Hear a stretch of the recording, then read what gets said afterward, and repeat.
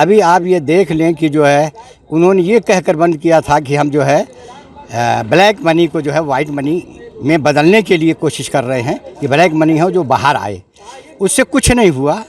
सारा जो है SBI का जो है रिकॉर्ड है वो बताता है कि उससे कोई फ़ायदा नहीं हुआ बल्कि नुकसान हुआ। और सबसे बड़ा नुकसान ये हुआ कि 500 की नोट की जगह 1000 2000 की नोट जो चला दिए, ये सबसे बड़ा नुकसान हुआ। आप जो है चलने के लिए ये तो राइज तो हो गई 2000 की नोट, लेकिन वो जमाखोरी में चली गई।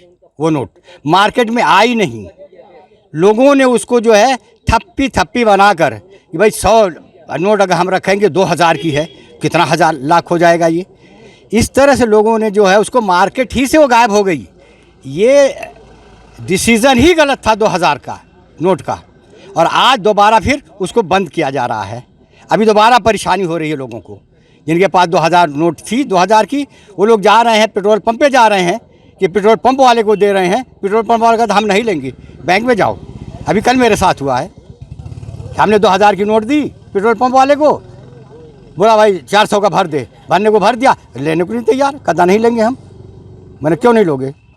फिर जो है अंदर गए, जो बैठता है उसका ऑफिसर वो लगा तो कहता आप लिख के जाइए कि मेरी नोट है, हम ले लेते हैं।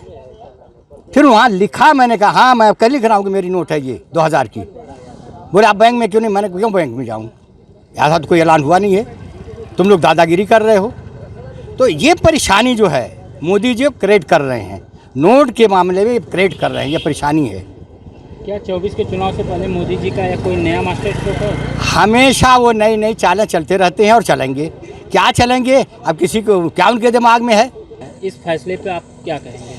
देखिए, मोदी जी का ये पहला मास्टर स्ट्रोक था कि इसके बंद करने से ये हिंदुस्तान के अंदर, भारत के अंदर अपराध, आतंकवाद ख़त्म हो जाएगा। मगर ऐसा कुछ हुआ नहीं। ऐसा कुछ नहीं हुआ कि 1500 या का नोट बंद करने से कहीं भी हमको ऐसा लगा कि हाँ आतंकवाद ख़त्म हो गया, बेरोज़गारी ख़त्म हो गई या भ्रष्टाचार ख़त्म हो गया। जबकि उनका मास्टर स्ट्रोक था कि इसको बंद करने से भ्रष्टाचार ख़त्म होगा। क्या ये 24 के चुनाव से पहले मोदी जी का कोई नया मास्टर स्ट्रोक है?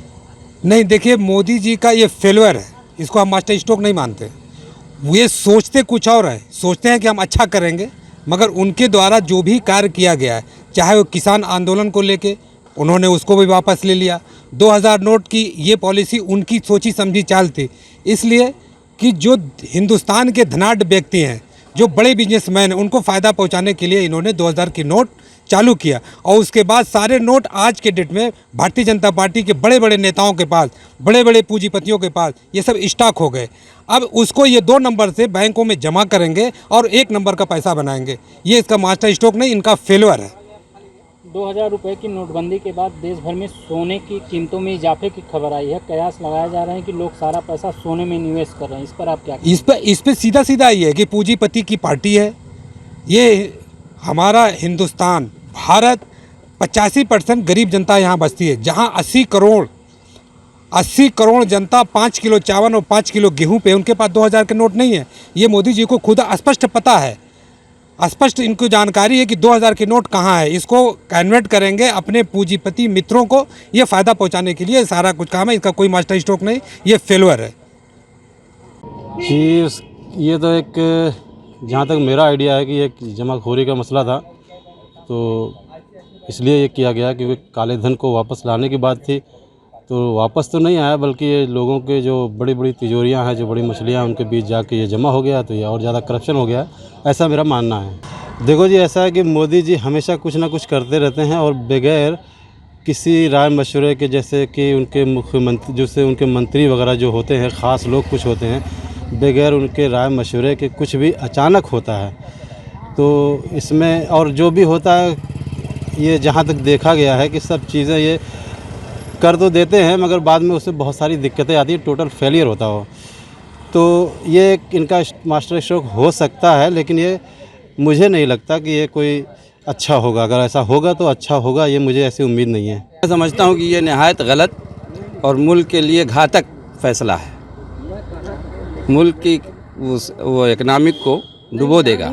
जिस तरह से आपका तजर्बा रहा होगा कि 1000 और 500 का जब नोट बंद किया गया तो उसके बाद मुल्क की करेंसी वो इकनॉमिक का क्या हाल हुआ था।